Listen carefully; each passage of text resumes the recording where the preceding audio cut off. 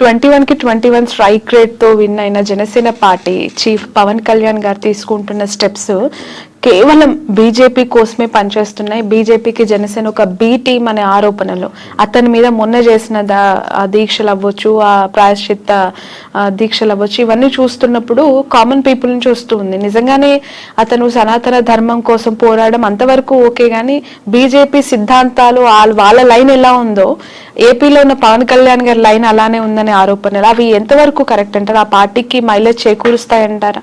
అంటే మీకు మ్యాథ్స్లో చిన్నప్పుడు ఇంటర్సెక్షన్స్ యూనియన్స్ అవి చూస్తుంటారు లేదో, అంటే 2 సర్కిల్ ఉంటాయి కామన్గా, ఇట్లా 2 సెక్షన్లు ఇంటర్సెక్షన్ అవి కాకండి. కామన్గా ఇప్పుడు పవన్ కళ్యాణ్ గారి ఓట్ బ్యాంకింగ్లో ఇంటర్సెక్షన్ ఓట్ బ్యాంకింగ్ ఉంటుంది. అంటే అది పవన్ కళ్యాణ్ గారిని నమ్మేవాళ్ళు, అట్ ది సేమ్ టైం బీజేపీని నమ్మేవాళ్ళు, సిద్ధాంతపరంగా ఇద్దరు కామన్గా ఉండాలనుకునేవాళ్ళు. అలా కూడా కోర్గా పవన్ కళ్యాణ్ గారికి ఇంకో సెపరేట్ ఓట్ బ్యాంకింగ్ ఉంటుంది.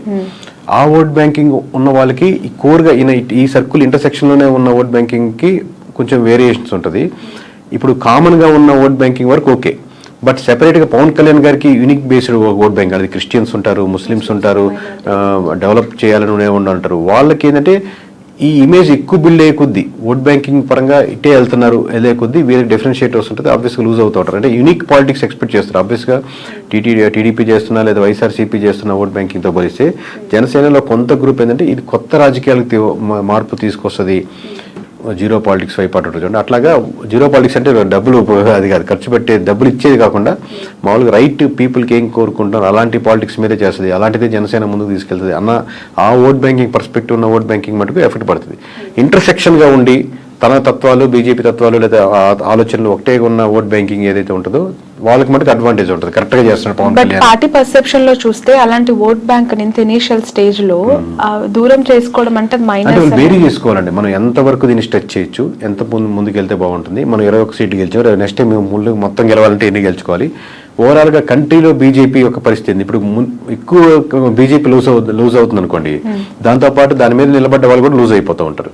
సో ఎప్పుడు ఏ స్టాండ్ తీసుకోవాలి, ఎలా వెళ్తే బాగుంటుంది, ఎంత దూరం వెళ్తే బాగుంటుంది, ఏ ఇష్యూని ఎంతవరకు స్ట్రెచ్ చేయాలనేది చాలా జాగ్రత్తగా, ఇలాంటి అందులో సెన్సిటివ్ టాపిక్స్ వచ్చినప్పుడు చాలా జాగ్రత్తగా హ్యాండిల్ చేయాల్సి వస్తుంది any political party. Okay, political parties ని ఫ్లోట్ చేసే సినిమా హీరోస్ యొక్క పొలిటికల్ సస్టైనిటీ ఎంతవరకు ఉంటుందంటారు? ఇక్కడ ఏపీలో పవన్ కళ్యాణ్ గారిది మనం చూసాము, ఆఫ్టర్ ఆల్మోస్ట్ 14.5 years తనకు ఒక మంచి విక్టరీ వచ్చేసింది.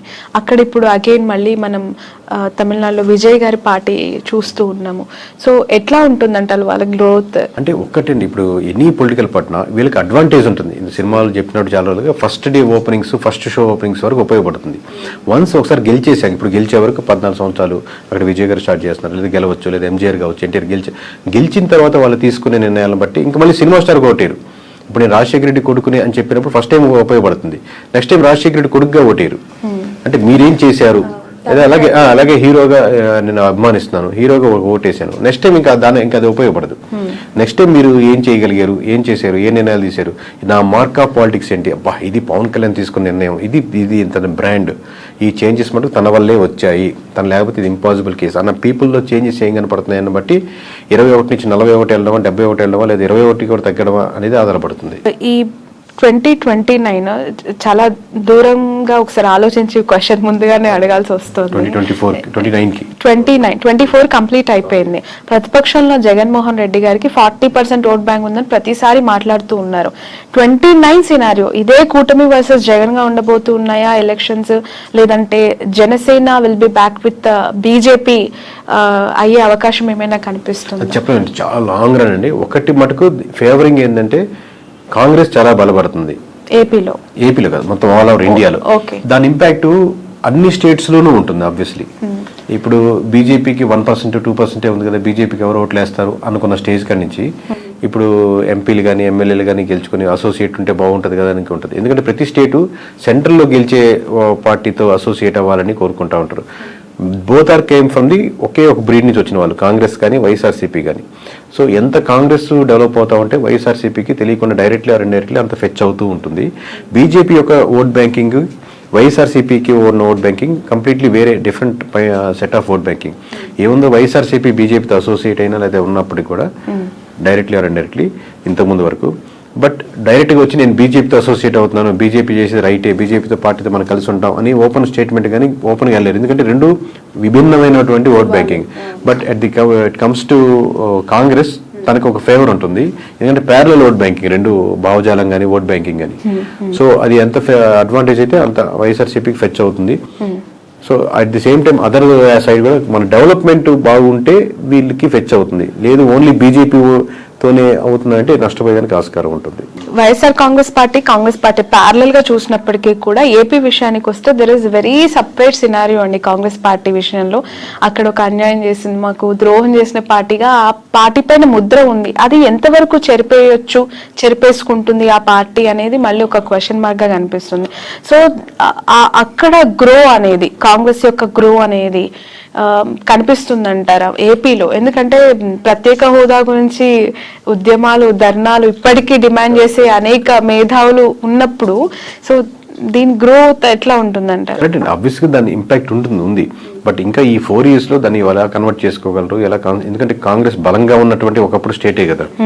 సో ఎంత కన్వర్ట్ చేసుకుంటారు అనేది ఇప్పుడు నుంచి తీసుకునే డిసిషన్ బట్టి ఆధారపడుతుంది అంటున్నాను. ఇప్పటికైతే మామూలుగా కాంగ్రెస్ కి ఓట్ బ్యాంకింగ్ ఇక్కడ ఏపీ వరకు పెరిగిపోయింది, అద్భుతంగా ఉందని ఏం లేదు. బట్ నేను ఏంటంటే నేషనల్ వైడ్ నుంచి ఇంపాక్ట్ వస్తున్నప్పుడు దాని ఇంపాక్ట్ ఎంతో కొంత ఆంధ్రప్రదేశ్ మీద కూడా పడేదానికి ఆస్కారం ఉంది. ఇప్పుడు మనం కూడా అబ్జర్వ్ చేస్తుంటారు కదా సెంట్రల్ లో ఏ గవర్నమెంట్ రాబోతుంది అనేది. సో దాని ఇంపాక్ట్ దీని మీద పడుతుంది అంటున్నాను. ఇప్పుడు కూటమి ప్రభుత్వానికి సంబంధించి 3 పార్టీల కూటమి ఇది. ఒక 1.5 year 2 years తర్వాత ఖచ్చితంగా టీడీపీ సింగిల్ గానే మళ్ళీ నెక్స్ట్ ఎలక్షన్స్ కి బరిలో దిగే అవకాశం ఉంది. బీజేపీ జనసేన మాత్రమే అలైన్ కొనసాగబోతుంది అనేది ఎక్కువగా వినిపిస్తూ ఉన్న మాట. అంటే ఇప్పుడు ప్రస్తుతానికి అయితే అలా వాళ్ళ ఆలోచన నాకు, ఎందుకంటే అందరితో మాట్లాడుతున్నట్టు అలా ఏం అనుకోవట్లేదండి. కూటమిగానే వెళ్దాం అనుకుంటున్నారు. బట్ బయట నుంచి అది టాక్ అవ్వచ్చు. ఎందుకనంటే ఎక్కడో ఇంటర్నల్ గా కొన్ని క్లాషెస్ అయితే స్టార్ట్ అయ్యాయి. అవి ఉంటాయి మేడం, ఎందుకంటే ఒక వైఫ్ అండ్ హస్బెండ్ మీద 100 ఇష్యూస్ ఉన్నట్టు అబ్వియస్గా ఇది 2 పార్టీలు, 2 డిఫరెంట్ భావజాలు ఉంటాయి, 2 వీళ్ళ ఆస్పిరేషన్స్ ఎక్కువ ఉంటాయి. ఎప్పటికైనా టీడీపీ కార్యకర్తలు ఏమనుకుంటారు, చంద్రబాబు నాయుడు గారే ఉండాలి, తర్వాత లోకేష్ గారే ఉండాలి, ముందుకెళ్ళాలనుకుంటారు. జనసేన కార్యకర్తలు ఈ రోజు కాకపోయినా రేపైనా మా వాడు సీఎం అవ్వాలి, గెలవాలి, ముందుకెళ్ళాలనుకుంటారు. సో ఆబ్వియస్గా లేదా లోకల్ ఆస్పిరేషన్స్ ఉంటాయి, క్యాస్ట్ ఈక్వేషన్స్ ఉంటాయి, ఆబ్వియస్గా ఆ చిన్న వైరుధ్యాలు ఉంటాయి. లేదా ఇక్కడ బొమ్మ పెట్టారు, ఇక్కడ బొమ్మ తీసేసారు, మా వాడి దగ్గర ఏవో ఉంటాయి. బట్ ఇట్లన్నింటినీ కలుపుకొని ముందు మాట్లాడుకుంటే రోజు మీటింగ్ పెట్టుకుంటే ఎలా ముందుకు వెళ్తారని బట్టి ఉంటుంది. బట్ కలిసి ఉంటే వాళ్ళకున్న బలం విడిపోతే ఇద్దరికి ఉండదు. ఓకే. బట్ ఈ మధ్య కాలంలో చూస్తున్న political developments towards Janasena more curious అండి. బాలినేని గారు జాయిన్ అవ్వటం, ఉదయభాన్ గారు జాయిన్ అవ్వటం, వస్తున్న సీనియర్ లీడర్స్ జాయిన్ అవుతూ ఉన్నప్పుడు why not TDP, why Janasena అనే క్వశ్చన్ అక్కడ మనకు రేజ్ అవుతుంది. అంటే అక్కడ ఉన్నటువంటి సమీకరణాలు బట్టి ఫ్యూచర్లో ఇదైతే బాగుంటుంది కదా, అక్కడ ఉన్న క్యాస్ట్ ఈక్వేషన్స్ అన్ని పెట్టి జాయిన్ అవుతారండి. ఇంతకుముందు బాలినేని గారు కూడా, ఇప్పుడు అంతకుముందు టీడీపీ నుంచి ఆఫర్ వచ్చింది, లేదా జనసేన నుంచి ఆఫర్ వచ్చి ఉండొచ్చు, లేదా ఇప్పుడు అయిపోయిన తర్వాత ఇప్పుడు ఆల్రెడీ టీడీపీ నుంచి వాళ్ళు క్యాండిడేట్ ఉన్నారు కదా, గెలుచున్నారు కదా, మన నెక్స్ట్ జనసేనకి అయితే బాగుంటుందని లోకల్ సమీకరణాలు పట్టుకొని ఆ డిసిషన్ తీసుకుంటా ఉంటారు ఎనీ ఎమ్మెల్యే. బట్ ఈ జాయినింగ్స్ అనేవి ఈ 2 parties మధ్య ఏమి క్లాషెస్ కి దారి తీయదా మోర్ అంటే? ఎందుకంటే ఆల్రెడీ ఒక పెద్ద పార్టీ ఇద్దరికి ఒక అండర్స్టాండింగ్ ఏంటంటే అండి, ఇప్పుడు మీకు ఇందాక వైఫ్ అండ్ హస్బెండ్ ఎగ్జాంపుల్ ఏంటంటే, మీకు ఒక పిల్లలు, అందుకే మీకు కామన్ గోల్ ఎక్కువ ఉంటుంది. At the same time me individual మీకు కొన్ని లక్ష్యాలు ఉంటాయి, మీకు ఆయనకు ఎక్కువ లక్ష్యాలు ఉన్నట్టు. ఇక్కడ ఏమవుతుందంటే ఆబ్వియస్లీ రేపొద్దున నా పార్టీ బలోపేతం చేసుకోవాలని ఇరు పార్టీలకి ఉంటుంది, ఇరు పార్టీ లీడర్లకి ఉంటుంది. సో ప్యారల్గా ఒకటి మీకు తెలిసినా ఒకటి తెలియకపోయినా 2 పార్టీలు తన పార్టీ బలోపేతం చేసుకోవాలని వర్క్ చేసుకుంటూ ఉంటాయి. దాంట్లో ఎటువంటి సందేహం లేదు. ఎన్నికలకి ముందు వైఎస్ఆర్సీపీ నుంచి చాలా మంచి లీడర్స్, సీనియర్ ఫైనాన్షియల్ స్ట్రెంగ్త్ ఉన్న లీడర్స్ ని వైసీపీ పోగొట్టుకుంది. అది ఎంతవరకు కారణం అనేది ఇప్పటికి కూడా వాళ్ళు తెలుసుకున్నారో లేదో తెలియదు, కానీ బాలినేని లాంటి సీనియర్ లీడర్స్ ఇప్పటికీ కూడా వెళ్ళిపోతూ ఉన్నారు. వాట్ ఈస్ వైసీపీ ఫ్యూచర్ అండి, వైఎస్ఆర్సీపీ భవితవ్యం అంటే? ఇంతమంది 11 వచ్చినప్పటికీ కూడా కొంతమంది ఓడిపోయినా సీనియర్స్, ఇప్పుడు బొత్స గారు అవ్వచ్చు, పెద్దిరెడ్డి గారు అవ్వచ్చు, విజయసాయి రెడ్డి, ఇలాంటి పెద్ద సీనియర్ లీడర్స్ ఉన్నారు. సో ఎలా ఉండబోతుందంటారు ఫ్యూచర్, ఆ పార్టీ భవిష్యత్? అంటే ఎనీ పార్టీ అండి, నాట్ ఓన్లీ వైఎస్ఆర్సీపీ, ఎన్ని పార్టీలో లీడర్స్ పోతుంటారు. ఇప్పుడు టీడీపీ నుంచి కూడా చాలా మంది వైఎస్ఆర్సీపీకి వెళ్ళినప్పుడు, లేదా ప్రజారాజ్యం నుంచి చాలా మంది మూవ్ అయ్యేలో ఉంటారు. పార్టీ మీరు స్ట్రక్చర్ అదే కాన్సెప్ట్ నిలబెట్టుకుని అదే ముందుకు వెళ్తూ ఉంటే లీడర్స్ వస్తుంటారు, పోతుంటారు, పార్టీలు ముందుకు వెళ్తూనే ఉంటాయి.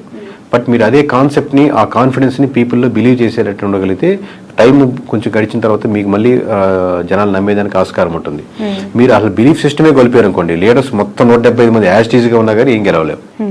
మీ సలహా ఏంటి? ఎవరికండి? 40% ఓట్ బ్యాంక్ వచ్చింది, 11 సీట్లే వచ్చాయి, అయినా ప్రతిపక్షంలో కూర్చున్నారు, ప్రతిపక్ష హోదానే లేదు అని చెప్పి మాట్లాడేవాళ్ళు. మీరు ఒక కేకే కన్సల్టెన్సీ నుంచి యాజ్ అ సిఇఓగా జగన్మోహన్ రెడ్డికి కావచ్చు, వైఎస్ఆర్సీపీకి కావచ్చు, వెళ్తాం అనుకునే లీడర్స్ కావచ్చు, వాట్ ఈస్ యువర్ అడ్వైస్? ఒక్కొక్క ఇండివిజువల్ ఎమ్మెల్యేకి ఒక్కొక్క నియోజకవర్గం బట్టి ఆబ్వియస్గా మేము ఇదే టెక్నికల్గా మేము ఇదే వాళ్ళ దగ్గర మనం చార్జ్ చేసి తీసుకొని అక్కడ వర్క్ చేసి సర్వే చేసి ఏది కరెక్ట్ ఉంటుంది బాగుంటుంది, ఏది గెలిస్తే బాగుంటుంది అని చెప్తుంటాం. బట్ మీరు జనరలైజ్ స్టేట్మెంట్ అడుగుతున్నారు కాబట్టి ఇమీడియట్గా చెప్పలేదు. కొంతమంది ఏంటంటే అండి, నేను మళ్ళీ నెక్స్ట్ టైం గెలవాలి అనేది వస్తుంటారు. ఈ పార్టీ కాబట్టి ఏ పార్టీ అయినా గెలవాలి, నేను గెలిస్తే చాలు, ఏ పార్టీ అయినా పర్లేదు అది చెప్పండి అంటుంటారు. సో ఓవరాల్గా మీకు ఎక్కడైనా సరే ప్రజలు ఏం కోరుకుంటున్నారో ఆ ప్రజల పర్స్పెక్టివ్లో మీరు వర్క్ చేస్తున్న రెడీగా ఉందా లేదా, ఫ్యూచర్లో నాకు ఇక్కడ అవకాశం ఉంది అనుకుంటే రైట్. పార్టీ యాంగిల్లో ఇది జనరలైజ్ స్టేట్మెంట్ అంటే జగన్ గారు ఏం చేస్తే ప్రతిపక్షంలో ఇంకా బెటర్ గా వాళ్ళు ఎవరైనా అంటే ఇప్పుడు వీళ్ళు సిట్టింగ్ అన్న అపోజిషన్ ఒకటే. దీంట్లో ఏం పెద్ద ప్రిన్సిపల్లో ఏం తేడా లేదు. దీంట్లో మనం చెప్పేది గ్రౌండ్ రియాలిటీలో ఎటువంటి ఇష్యూస్ ఉన్నాయి, ప్రజలకు ఎక్కడెక్కడ మద్దతు కావాలి, ఏ వర్గాలకి నేను నిలబడాలి, అన్ని వర్గాల్లో నేను నాయకుడిగా నేను నిలబడాలి. నేను కాదు నేను లీడర్స్ కాదు. లీడర్ ఎప్పుడు ఇంకా గొప్ప లీడర్ అవుతా అంటే మీరు ఎంతోమంది లీడర్స్ని రకరకాల సెక్షన్స్లో తయారు చేసినప్పుడు గొప్ప లీడర్ అవుతారు.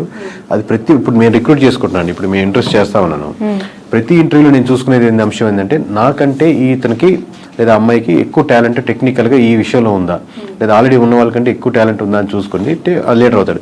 నాకంటే ఎక్కువ టాలెంట్ ఉండకూడదు, నేనే లీడర్ ఉండాలి అనేది కంటే కూడా ప్రతి నియోజకవర్గంలో ప్రతి అంశంలో నాకంటే వాక్చాతుర్యంలో కానీ, మాట్లాడే విషయంలో కానీ, సబ్జెక్ట్ నాలెడ్జ్లో కానీ, మాట్లాడితే కరెక్ట్గా మాట్లాడే పర్సన్స్ కానీ, అంటే అపోజిషన్ కూడా చాలా టెక్నికల్గా మాట్లాడుతున్నాడు, చాలా రైట్ ఇతను, ఓన్లీ అరిచేసి ఏదో తిట్టేసినట్టు కాకుండా అలాగా టెక్నికల్ సబ్జెక్ట్ ఉండే లీడర్స్ని మీరు డెవలప్ చేయగలిగితే ఈ ఉన్న 4-5 సంవత్సరాల్లో మీరు మళ్ళీ గవర్నమెంట్ ఫామ్ చేయడానికో లేకపోతే మీరు ముందుకు రావడానికో తేడా ఉంటుంది. కానీ ఇదే పద్ధతిలో వెళ్తే ఇదే లైన్లో వెళ్తా ఉంటే మళ్ళీ మీకు కష్టమే. ఓకే.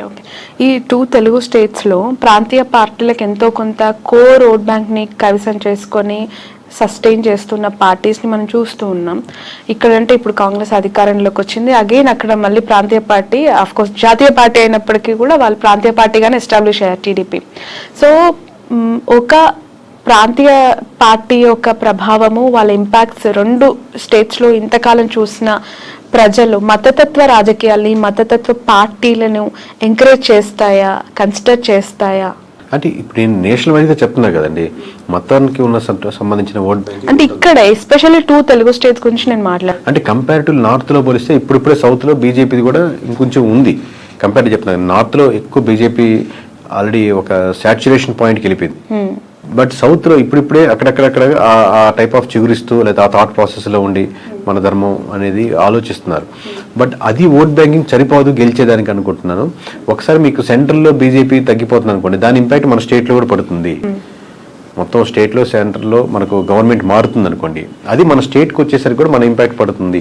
ఎప్పుడైతే మీకు బీజేపీ మీద ఎఫెక్ట్ ఎక్కువ పడిపోతుందో, బీజేపీ మునిగిపోతుందో, దానికి బీజేపీ ఆధారితంగా నిలబడిన పార్టీలు కూడా దాని ప్రభావం, దాని ఎఫెక్ట్ ఎంతో కొంత తీసుకో తప్పదు. Okay. In future Nara Lokesh గారికి, పవన్ కళ్యాణ్ గారికి ఎవరికి ఎక్కువగా సీఎం అయ్యే అవకాశం ఉంది అని అంటారు? మీ అజంప్షన్ ఏంటి? అది చెప్పలేము. ఎందుకంటే అండి హైపోథెటికల్గా ఆబ్వియస్గా చంద్రబాబు నాయుడు గారు ఉన్నంతసేపు ఆయన గవర్నమెంట్ రన్ అవుతూ ఉంటుంది, 5 years ఇబ్బంది లేదు కదా. But going forward obviously TDP కానీ టీడీపీ కార్యకర్తలు కానీ ఎట్లాగైనా సరే మా చంద్రబాబు గారు సీఎం ఉండాలి. దాని తర్వాత లోకేష్ గారు వాళ్ళు కోరుకుంటారు. పవన్ కళ్యాణ్ గారు ఫాలో అయ్యేవాళ్ళు ఆబ్వియస్గా పవన్ కళ్యాణ్ గారు సీఎం అవ్వాలి, ఇంకా సీట్లు 21 నుంచి మేము 71, 100 సీట్లు వెళ్ళాలని కోరుకుంటారు. బట్ ఇద్దరు కూటమిగా వెళ్ళాలనుకుంటున్నారా, సెపరేట్గా వెళ్ళాలనుకుంటున్నారా? మీరు ఇందా చెప్పినట్టు టీడీపీ సెపరేట్ అయ్యి బీజేపీ ఆబ్వియస్గా బీజేపీ జనసేన వెళ్ళాలనుకుంటున్నారు. దీనివల్ల ఇట్లా సెపరేట్ అయితే మళ్ళీ వైఎస్ఆర్సీపీకి ఫెచ్ అవుద్దా? ఎన్ఫ్యాక్టరీ వేస్లో ఉన్నాయి కాబట్టి ఎవరి కార్యకర్తలు ఎవరు లీడర్ అవ్వాలనుకుంటారు. మాది ఏంటంటే ప్రజలు ఇప్పుడు ప్రస్తుతానికి ఏమనుకుంటున్నారు, ఎలా చేస్తే ప్రజలకు బాగుంటుంది. ఇంకా ఆబ్వియస్గా ఏపీ మన సొంత స్టేట్ కాబట్టి ఈ డెవలప్మెంట్లో మనం కూడా ఎంతకైనా భాగస్వామ్యం అయితే ఇది బాగుంటే బాగుంటుంది అని మనకు ఒక స్వార్థం కూడా ఉంటుంది మంది కాబట్టి. ప్రజలు ఏమనుకుంటున్నారు అనేది మీరు చెప్తానంటున్నారు. పిఠాపురం ప్రజలు ప్రస్తుతం ఏమనుకుంటున్నారు? పవన్ కళ్యాణ్ గారు ఎమ్మెల్యే అయ్యారు, డిప్యూటీ సీఎం అయ్యారు, ఒకసారి ఛాన్స్ ఇమ్మన్నారు, గెలిపిమ్మన్నారు, అవకాశం ఇచ్చేశారు, అన్ని ఆయనకు కావాల్సిన 21కి 21 కైవసం చేసేసారు. So towards Pawan Kalyan what is AP peoples high అయితే ఫస్ట్ ఆఫ్ ఆల్ ఉంటుందండి. ఆబ్వియస్గా అందరు పవన్ కళ్యాణ్ ఓట్లు వేసిన వాళ్ళు ఎవరైతే ఉన్నారో వాళ్ళకి ఆబ్వియస్గా మనం వేసిన పార్టీ గెలిచింది కాబట్టి ఒక హై ఉంటుంది. బట్ ఆ హై ఆ హై అలాగే కంటిన్యూ అవ్వాలంటే ఆ లోకల్ ఇష్యూస్ ఏదైతే ఉన్నాయో అడ్రస్ చేస్తూ మిగతా రోజుల్లో అది కాలువలు కావచ్చు, రోడ్స్ కావచ్చు, సమస్యలు కావచ్చు, అన్ఎంప్లాయ్మెంట్ కావచ్చు, చిన్న చిన్న ఫ్యాక్టరీలు కావచ్చు, లోకల్ కుటీర సంస్థలు కావచ్చు, అక్కడికి వెళ్ళే చిన్న చిన్న హాస్పిటల్స్ కావచ్చు, ఈ ఇష్యూస్ మీద కాన్సన్ట్రేట్ చేస్తే ఆ హైకి తగ్గట్టు రెస్పాన్స్ ఇంకా డెవలప్మెంట్ అవుతూ ఉంటుంది. ఒక పాయింట్ మీద అయితే చెప్పలేరా?